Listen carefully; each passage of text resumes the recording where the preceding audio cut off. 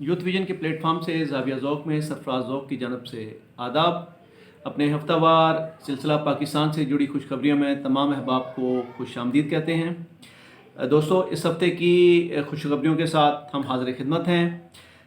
سب سے پہلے جو خوشخبری آپ کے ساتھ شیئر کریں گے وہی ہمارا جو سب سے کنسرننگ ایریا ہے، یعنی کہ معیشت، اس سے ریلیٹڈ ہے. اور الحمدللہ میری اپنی بھی یہ خواہش ہوتی ہے کہ اس سے ریلیٹڈ جتنی زیادہ سے زیادہ خوشخبریاں آ سکیں ہم، تاکہ آپس میں شیئر کر کے اور اس کو انجوائے کر سکیں، اور اس کے جو اثرات ہیں، بہترین جو اس کے اثرات ہیں، وہ جلد سے جلد اس ملک اور اس ملک سے ریلیٹڈ جو سب لوگ ہیں وہ بھی اس سے مستفید ہو سکیں.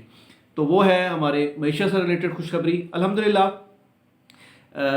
13 سال میں پہلی بار یا 13 سال کی بلند ترین سطح پہ ہمارے جو بینکنگ ڈپازٹ ہے وہ پہنچ گئے ہیں الحمدللہ. اسی مہینہ جو بھی کلوز ہوا ہے سپٹمبر کے مہینے کے اختتام پر، اور یہ ڈپازٹ کا حجم جو ہے وہ 16.5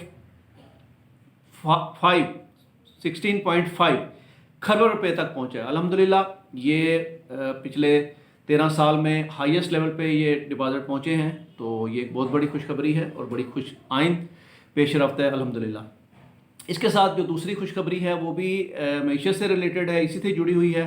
وہ ہے ہماری اسٹاک مارکیٹ کے بارے میں خوشخبری.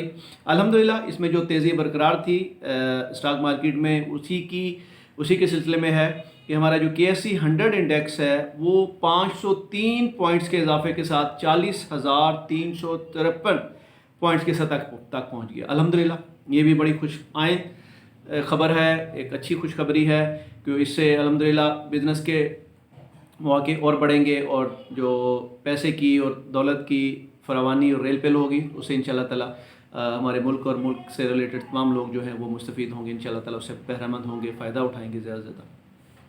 اگلی جو خوشخبری ہے وہ پاکستانیوں سے جڑی ہوئی ہے. پاکستانیوں جو ہمارے ہونہار پاکستانی ہیں ان سے ریلیٹڈ ہے، اور IT کے جو ہمارے ہونہار اسٹوڈنٹ ہیں، ہونہار سائنٹسٹ ہیں، ان سے ریلیٹڈ ہے الحمدللہ.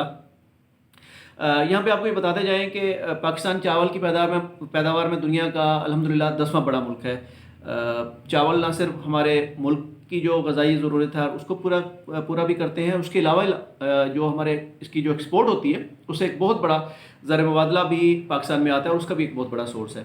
اور یہ چاول کی جو قدر و قیمت ہے اس کا بیسیکلی تعین جو ہے وہ بیسیکلی اس کی گریڈنگ اور معیار کی بنیاد پہ کیا جاتا ہے. دنیا میں اسی کی بیس پہ اس کی قیمت کا تعین کیا جاتا ہے، اور یہ معیار کا جو درست تعین ہے وہ پاکستان چاول کی بہترین قیمت کا ظاہر ہے ایک بہت بڑے حصول کا بھی اہم ذریعہ ہے.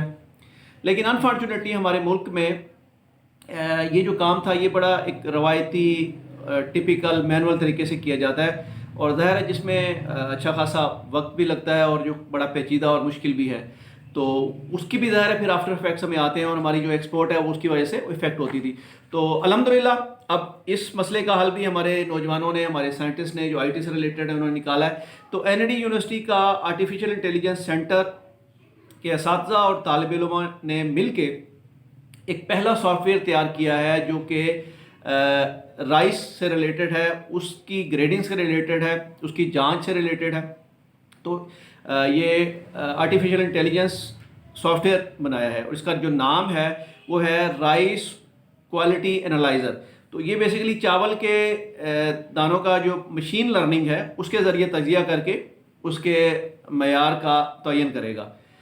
اس میں آپ کو بتاتے جائیں کہ اس سے پہلے ایک جاپانی سافٹ ویئر موجود ہے، لیکن وہ خاصا پیچیدہ ہے اور انٹرنیشنل لیول پہ اس کی ایکسیپٹنس اس حد تک نہیں ہے. لیکن الحمدللہ یہ تمام پلیٹ فارم پہ اس کو جانچا گیا ہے، جو پاکستانی انہوں نے سافٹ ویئر تیار کیا اور اس کو ایکسیپٹ کیا جا رہا ہے.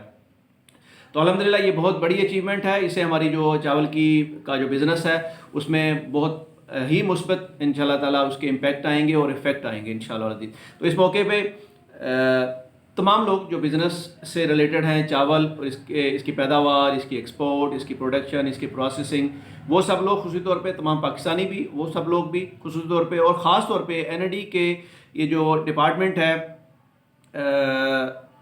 National centre for artificial intelligence, اس کے تمام لوگ اور تمام ان کے اسٹوڈنٹ جو اس میں انوالو تھے، اور خاص طور پہ ان کے جو سربراہ ہیں پروفیسر حافظ احسن الرحمان صاحب، یہ سب مبارکباد کے مستحق ہیں. آپ سب کو ماشاءاللہ بہت بہت مبارک ہو.